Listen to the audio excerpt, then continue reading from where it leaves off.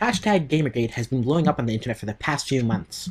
Depending on who you ask, sides can be divided into anything from gamers versus corruption in journalism to social justice warriors versus anyone who just doesn't agree with them. So here to speak more of the subject is the leader of Gamergate, Vivian. Hello, Vivian. Hey. Also here to add more to the conversation via Skype is the leader of Gamergate, Vivian's father, /V. Hello, /. Can I call you /? Thanks for having me. Lastly, it should be noted that we reached out to the leader of Gamergate, but have yet to receive reply. Now, /, this issue has recently exploded into the mainstream media, mostly due to the actions of figures in the opposition. Now, the narrative that's being thrown out into the real world is that gamers are misogynists, and that the whole angle of journalistic ethics is really just a cover-up for harassment of women in games. What do you have to say about this? I'd have to say that's exactly what the media says, and why you'd need to dig deeper for sources. Gamergate is about ethics and journalism at its core. We have little control over who comes out of the woodwork to address proxy issues, but there has been a substantial number of people attempting to co-opt the messaging towards political agendas. What we do know is that this issue could have been resolved very early on if gaming journalists only addressed it head-on. Now, the laundry list of offenses is too high that restitution just doesn't seem possible. Don't ask us how to make it right. When someone seeks and deserves forgiveness, they should display a level of empathy that informs and motivates them towards taking actions to make things right. Maybe Tyrone was right. Maybe it is already too late. If you have any doubts about whether Gamergate is about misogyny, just think about all the diverse individuals consisting of women and minorities, leading the hands-on efforts in emailing advertisers and organizing these boycotts. And what would you have to say about the actual harassment of women on the anti-Gamergate side of the conversation? Well, I have a couple of things to say about that. First, I think we need to define what harassment is. Criticism is not harassment. It's an opportunity to either strengthen your argument or change it and become a better person. It seems like a good amount of harassment people are facing has to do with not wanting to face the realization that their own arguments lack objective substance. Second, harassment is happening on both sides of the issue. From where I stand, hypocrisy is flowing from their side. What they condemn, they themselves have weaponized. What harassment comes from their side, they've celebrated, or claim that it doesn't represent them. They don't want a kingdom of conscience. They want a veneer of righteousness. Gamers, on the other hand, have actively condemned negative tactics from their own side, while not being afforded the same logical parallel that the worst among us don't represent us as a whole. Unfortunately, none of this is accurately covered in the media. It does seem like much of the online conversation has to do with pointing out problems with the social justice warrior mentality. Vivian, I'd like to go to you on this one.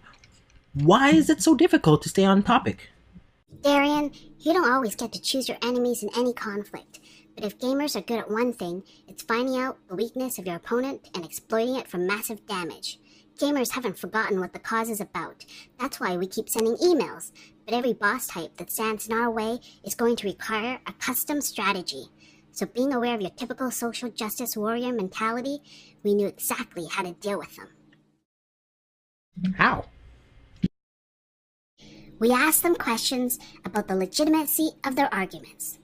You'd imagine that people with megaphones would jump at the chance to explain their beliefs without resorting to rhetoric and insider buzzwords, but most of them just went with their feelings, or mischaracterized genuine curiosity as harassment.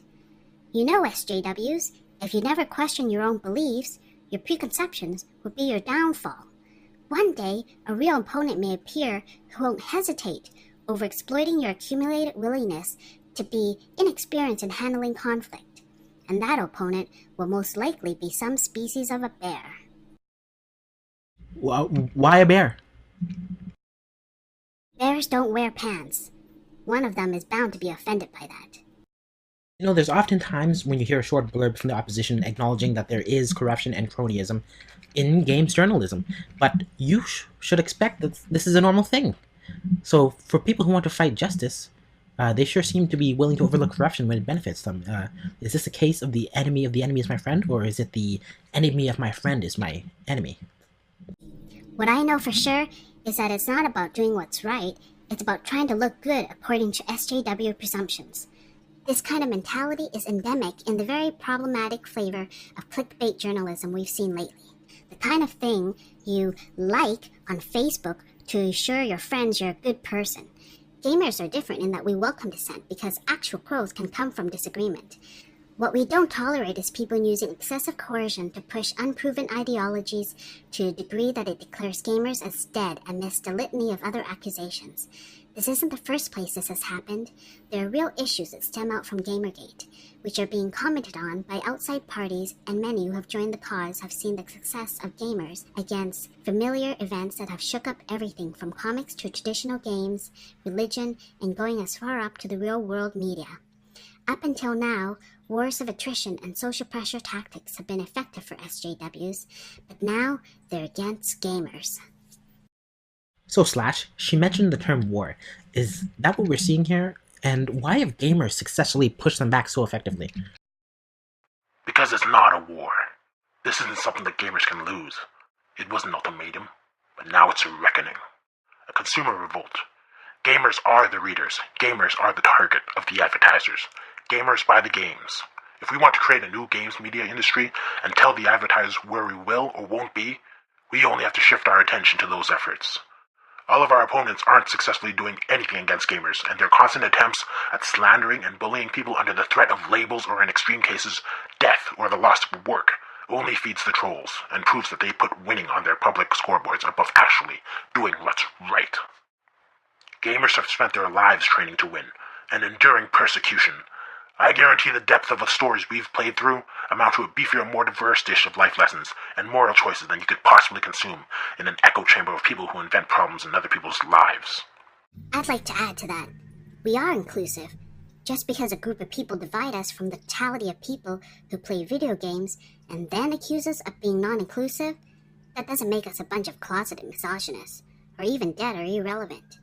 Gamers are all people who play games, and regardless of what they are trying to do to subvert our cause, people of all different creeds, color, and gender have stood beside us against overwhelming forces. While our allies may have their own agenda, we will always bring it back to fixing journalistic ethics in games before the train stops. I advise the opposition to stop attacking gamers from the position of this being about attacking women. Despite perpetuating that perception and scaring women away from the industry, you might inspire the completionists among us to set their sights on you. Do you know what completionists are? They're gamers who want nothing short of 100% victory. They want every single achievement and trophy that exists long after Gamergate is over and won.